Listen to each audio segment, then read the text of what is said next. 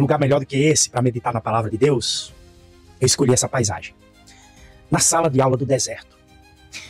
Quem não gosta, né? De ouvir histórias de pessoas que conseguiram sucesso na vida. Por outro lado, a gente fica impressionado com o oposto disso, né? Histórias que contam o terrível fracasso de alguns indivíduos. Uma coisa, queridos, que eu acho muito interessante na Bíblia é que a maioria das suas verdades está ligada a personalidades, a homens e mulheres. E quando Deus, através de seus servos, ele registrou vida de homens e mulheres, ele não deixou nada de fora, especialmente os seus fracassos. Existem vários personagens bíblicos que são foco de algumas páginas bíblicas. Mas Deus não esconde seus fracassos, não esconde seus erros, seus pecados, os desertos por onde eles passaram. E eu fico feliz por isso, porque conforme 2 Timóteo capítulo 3, versículo 16 e 17, vou citar para você. Diz assim: toda escritura é inspirada por Deus, é útil para o ensino, para a repreensão, para a correção, para a educação na justiça, a fim de que o homem de Deus seja perfeito e perfeitamente habilitado para toda boa obra. Tudo indica que eu e você precisamos de ajuda, especialmente, amados, quando o assunto é fracasso. Opinião minha. Espero aprender com os erros dos homens e mulheres do passado para não repetir erros. Eu gostaria de ressaltar alguns fracassos bíblicos. O primeiro personagem que eu escolhi e desejo ressaltar aqui o seu fracasso, João Marcos, ou Marcos. Vemos na vida de João Marcos um fracasso ministerial, o deserto da decepção, da fraqueza. Marcos, ele é um indivíduo muito interessante que possui todo o potencial de se tornar uma história de grande sucesso. Aconteceu, porém, algo que Deus desejou incluir nos registros das Escrituras para minha e para sua instrução. Quer ver? Vai lá em Atos 12. É lá exatamente onde tudo começa. Pedro foi miraculosamente libertado da prisão, a Bíblia diz, enquanto uma reunião de oração era realizada a seu favor. Está lá em Atos, no capítulo 12, verso 11 ao 12. Então Pedro, caindo em si, disse: agora sei verdadeiramente que o Senhor enviou o seu anjo e me livrou da mão de Herodes e de toda a expectativa do povo judaico. Considerando ele a sua situação, resolveu ir à casa de Maria, mãe de João, cognominado Marcos, onde muitas pessoas estavam congregadas e oravam. Tudo indica que a casa de João Marcos era um esconderijo, era uma espécie de uma igreja. Era um local de retiro para os discípulos primitivos. Alguns expositores da palavra acreditam que a última ceia foi realizada na casa de João Marcos, o chamado cenáculo, isto é, a sala sobre ou no teto. Alguns até também acreditam que os pais de João Marcos, sendo ricos, eram eles os donos do jardim onde com frequência Jesus costumava orar, o jardim do Getsêmani. Então João Marcos, pelo que vemos, ele cresceu num lar dedicado completamente à causa de Jesus. Quem sabe foi a mãe, ou talvez até mesmo o pai romano de Marcos, que abriu as portas do seu lar para os discípulos fazerem ali reuniões de orações. Há estudos que indicam que Marcos tinha em torno de 20 anos de idade quando Jesus foi crucificado. E que, possivelmente, João Marcos foi o jovem que os soldados romanos agarraram pelo manto e que saiu correndo do jardim no momento da prisão de Jesus. É interessante que João Marcos, queridos, ele seria preparado para ser a segunda geração de discípulos. E ele tinha todo o potencial histórico. Mas aí, algo acontece. Veja o que aconteceu na igreja de Antioquia. Está lá em Atos, no capítulo 13, no verso 2 até o verso 15. Vou citar para você. E servindo eles ao Senhor e jejuando, disse o Espírito Santo: separai-me agora Barnabé e Saulo para a obra a que os tenho chamado. Então, jejuando e orando, impondo sobre ele as mãos, os despediram. Enviados, pois, pelo Espírito Santo, desceram a Seleucia e dali navegaram para Chipre. Chegados a Salamina, anunciavam a palavra de Deus nas sinagogas judaicas. Aí diz assim: tinham também João Marcos como auxiliar. João Marcos, ele foi junto como ajudante de Paulo e Barnabé. Parece que o jovem Marcos tinha bastante entusiasmo. Era alguém disposto a se envolver na obra de Cristo. Marcos tinha amizade com os discípulos, com os apóstolos. Com certeza ele conversava com Paulo, conversava com Pedro. E eu até imagino que se ele enfrentasse algum problema em sua adolescência, ele poderia ali se aconselhar com aqueles gigantes da fé. O seu lar, a sua casa, era na verdade um refúgio para os apóstolos. João Marcos, ele se torna ajudante numa equipe que realiza cruzadas evangelísticas.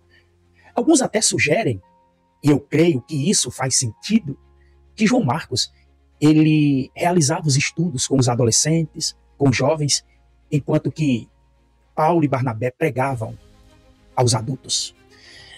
Mas agora, apesar de não sabermos dos detalhes, algo aconteceu nessa viagem missionária que muda o histórico da vida de João Marcos. E Deus registra na Bíblia um tremendo fracasso na vida desse jovem.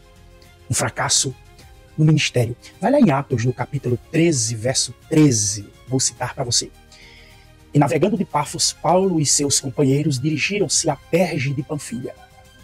João, porém, apartando-se deles, voltou para Jerusalém.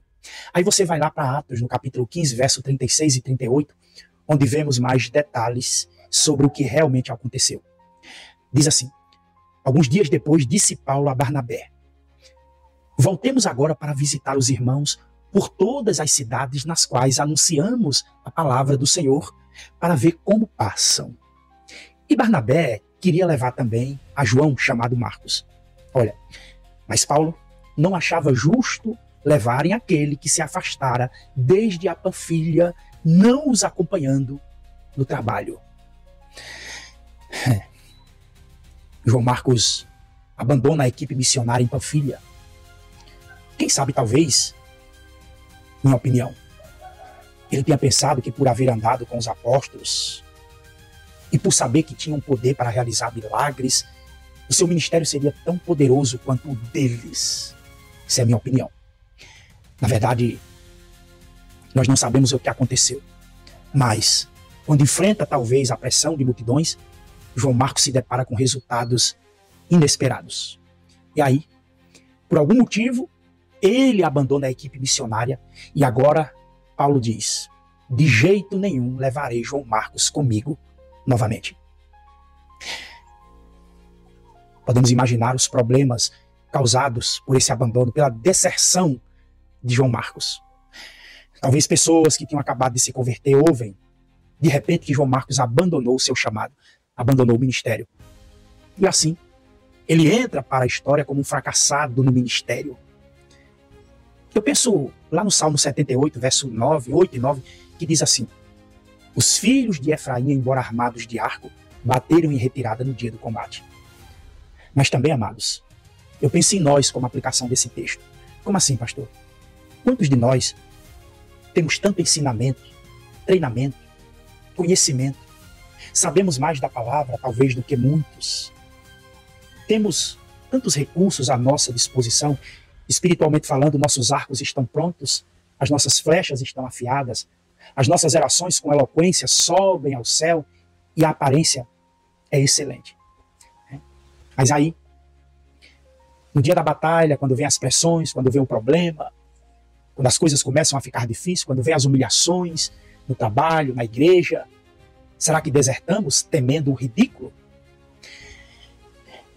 Dificilmente podemos falar da igreja sendo perseguida nos dias de hoje, como vemos nas escrituras no passado. Mas Jesus mandou a igreja de Esmirna perseverar no dia da batalha, e fosse qualquer batalha. Olha, amados, nós também enfrentamos nossas batalhas. Apesar de serem batalhas diferentes da que aqueles crentes enfrentaram em outros tempos, nós também. Eu li uma história de crentes russos, que se reuniram num prédio abandonado em pleno inverno. Você não tem ideia do que é o inverno russo. Isso porque eu leio, não porque eu já fui lá. E essa história diz que havia tanta gente que o povo se aglomerava como sardinha, vindo de várias regiões no auge do inverno russo. E ali não havia aquecedores e todas as janelas do prédio tinham que ficar abertas para permitir a ventilação, a circulação de ar, apesar do vento congelante. Na Rússia, pessoal, tem lugares que congelam. E eles tinham que enfrentar essa batalha. Assim como nós também. Estou citando isso para dizer que assim como nós, temos as nossas batalhas. Talvez sua batalha seja na família, no casamento. Talvez a sua batalha seja no seu trabalho. Você tem que testemunhar como cristão, falar de Jesus para o seu patrão, para o seu vizinho. Tem uma história muito interessante de um empresário cristão que diz que ele foi junto para o seu trabalho, dando uma carona para seu vizinho durante 15 anos. Esse empresário cristão. E um dia aquele vizinho sofreu um ataque cardíaco e morreu. E aí, enquanto aquele empresário expressava sua tristeza por um amigo, ele falava que naqueles 15 anos ele nunca havia falado de Jesus ao seu vizinho que agora estava morto. Lamentável. Estamos prontos para a batalha? Você está pronto para a batalha? Ou será que você é do tipo que abandona tudo quando ouve o barulho das armaduras do outro exército se aproximando? Eu vou falar de Davi. Davi, um fracasso moral. O deserto da culpa e da infelicidade.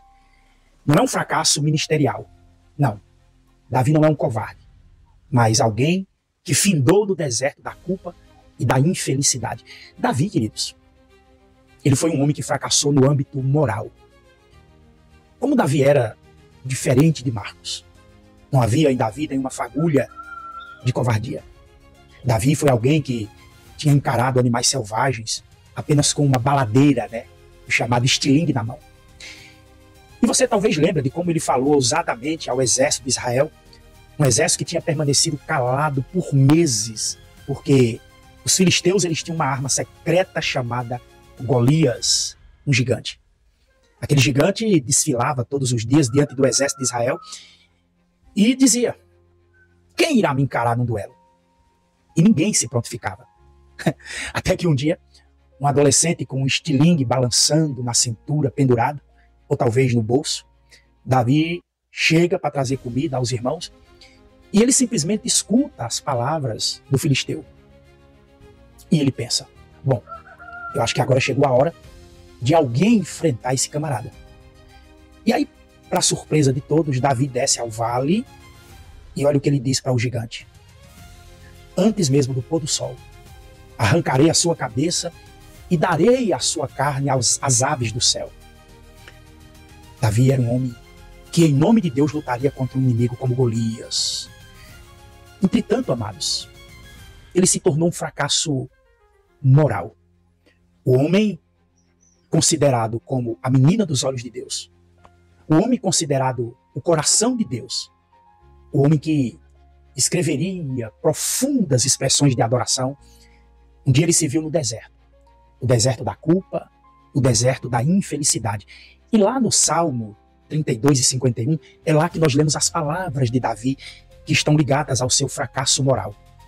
Perceba comigo, a agonia terrível de alguém que esconde o seu pecado, alguém que ainda não aprendeu sobre o privilégio maravilhoso do arrependimento e da liberdade da culpa.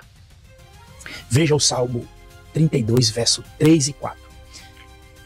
Enquanto calei os meus pecados, envelheceram os meus ossos pelos meus constantes gemidos todo dia. Porque a tua mão pesava dia e noite sobre mim, e o meu vigor se tornou em sequidão de estio.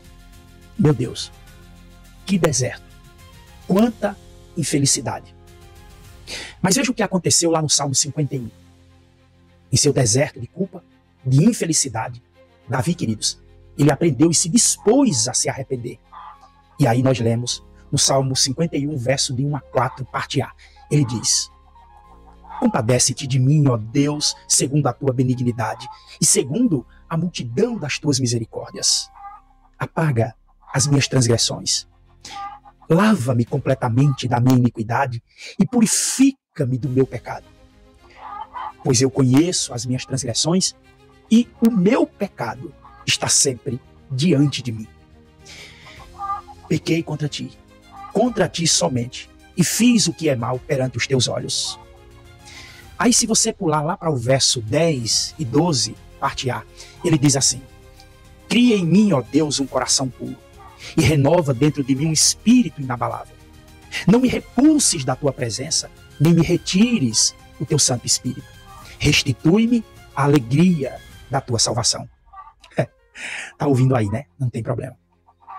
Mas se você continuar, querido, lá no verso 14 e 15, aí Davi ele diz assim: livra-me dos crimes de sangue, ó Deus, Deus da minha salvação, e a minha língua exaltará a tua justiça. Abre, Senhor, os meus lábios, e a minha boca manifestará os teus louvores. Ah, meu querido, eu e você temos algo em comum com Marcos. Eu e você temos algo em comum com Davi por causa do fracasso, por causa do pecado. Muitas vezes também nos vemos no deserto. Escuta o que eu vou te dizer.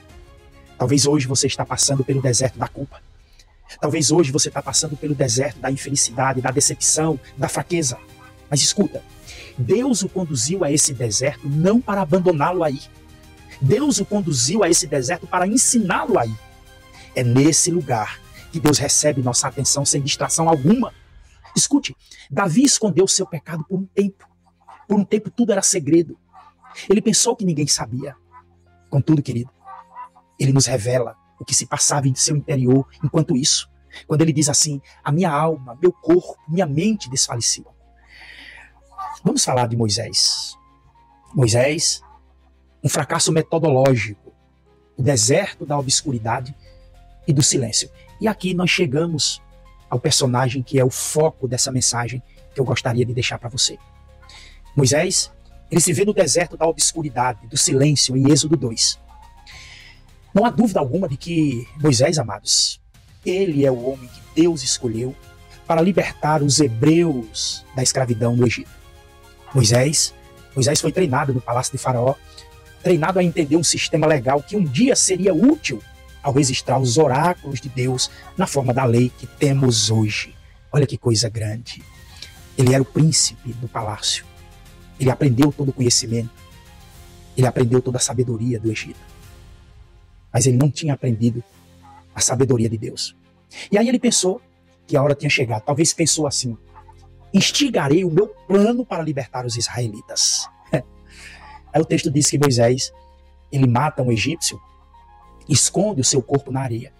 Só que quando o faraó descobre, o faraó manda matar Moisés. E agora Moisés tem que fugir. Vamos continuar a história nesse ponto, lendo lá em Êxodo, no capítulo 2, verso 15 e 17. Eu vou citar para você. E quando o faraó soube disso, procurou matar Moisés. Este, porém, fugiu da presença de Faraó e foi habitar na terra de Midian. Aí diz assim: e sentou-se junto a um poço. O sacerdote de Midian tinha 7 filhas, as quais vieram tirar água e encheram os tanques para dar de beber ao rebanho do seu pai. Então vieram os pastores e as expulsaram dali. Moisés, porém, levantando-se, as defendeu e deu de beber ao rebanho delas. É aqui que começa o propósito, a circunstância criada por Deus. Eu penso que talvez Moisés intimidou aqueles pastores com a sua vestimenta egípcia. Ele estava fugindo do Egito.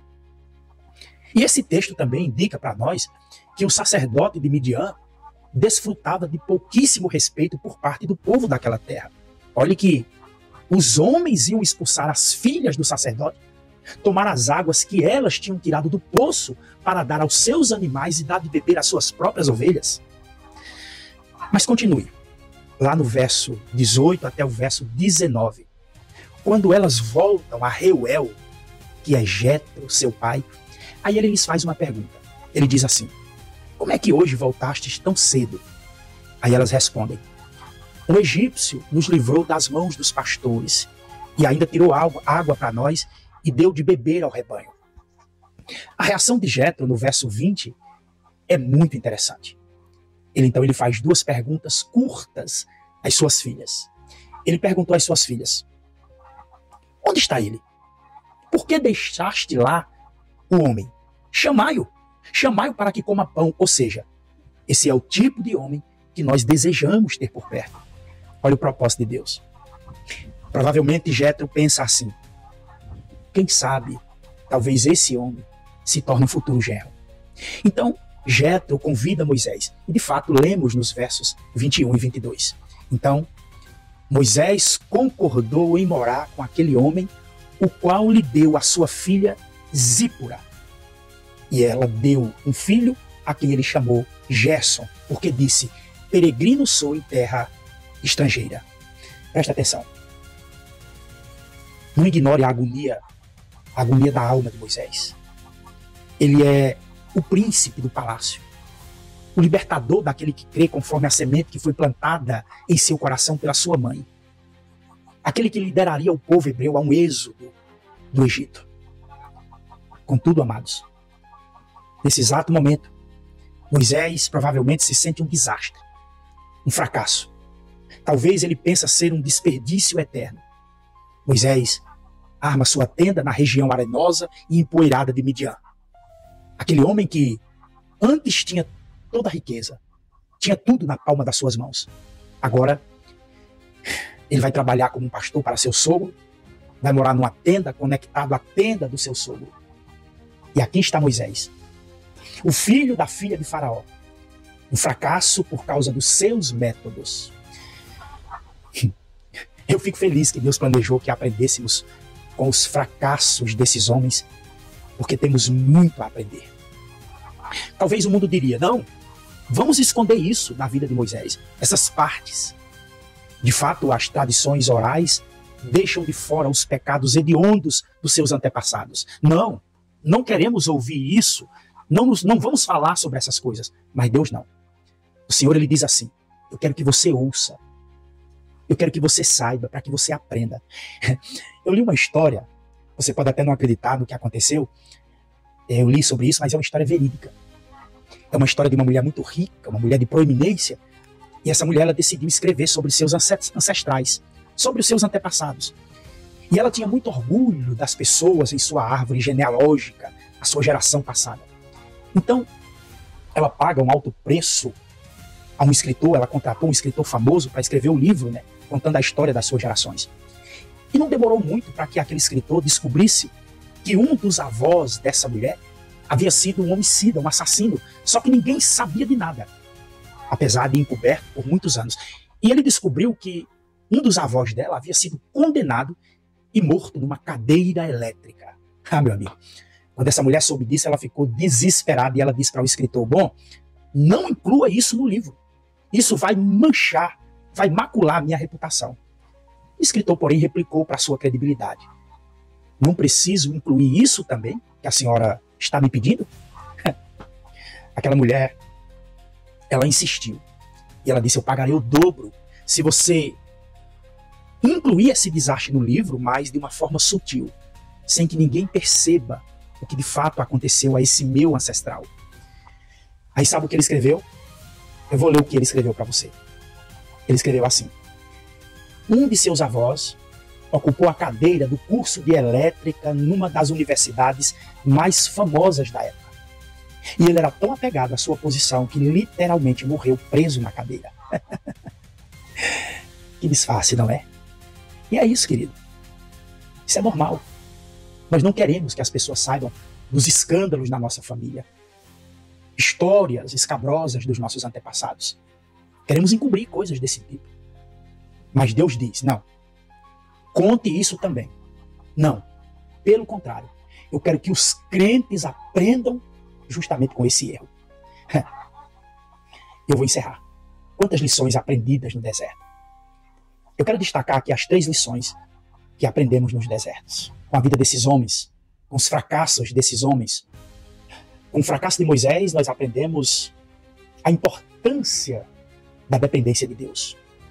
Moisés era um homem tão capacitado, Moisés era um homem tão qualificado, estava preparado para encarar o Egito, estava preparado para retirar o povo de Israel com as suas próprias forças.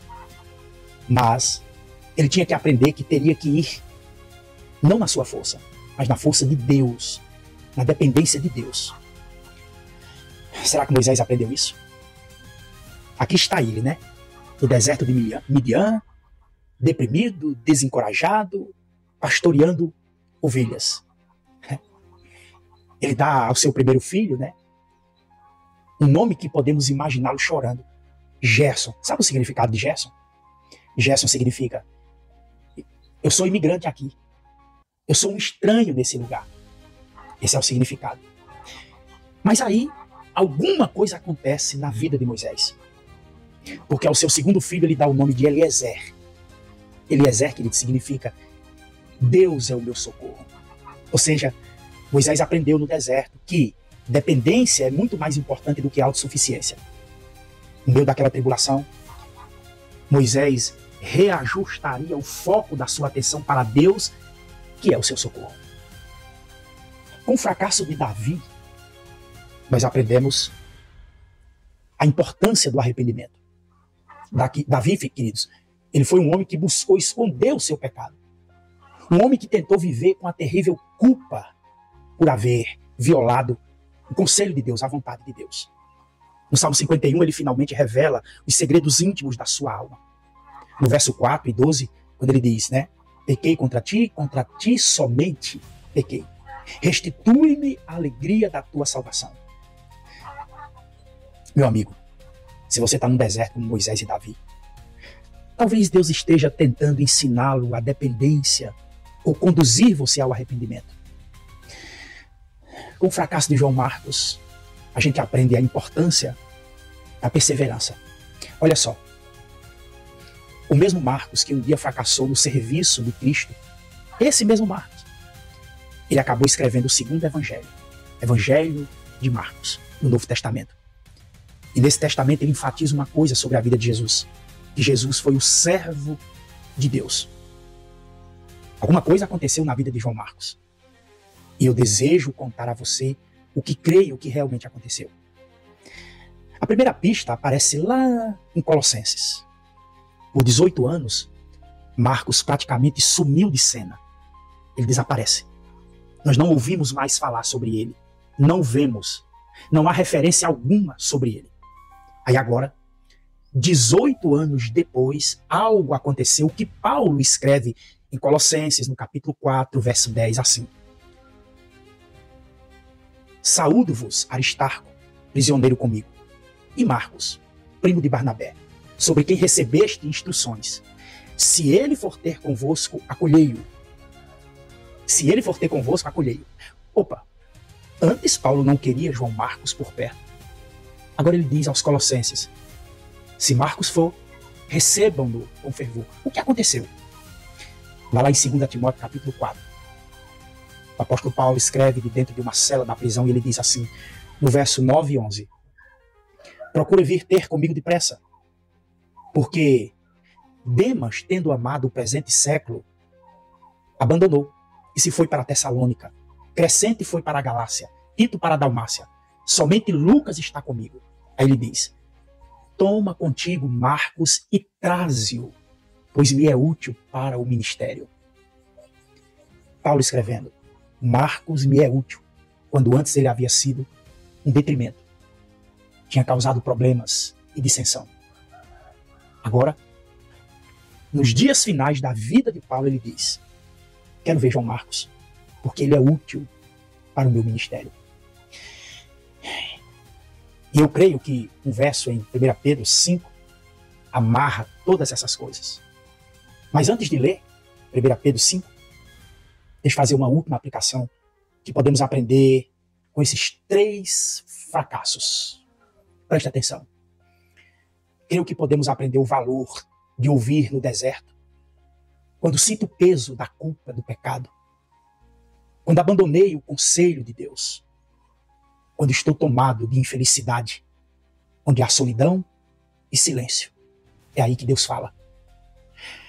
No caso desses 3 homens, Deus falou com eles por meio de outro crente. Eu acredito que no caso de Marcos, em particular, Deus falou com ele por meio de Pedro. Estou chegando lá. 1 Pedro 5, verso 13. Aquele que se encontra em Babilônia, também eleita vos saúda, como igualmente meu filho Marcos. Olha, meu filho Marcos, Pedro. Isso aqui está nos informando que Pedro, evidentemente, tomou Marcos sobre as suas asas e o discipulou. Pedro, aquele que tinha negado Jesus.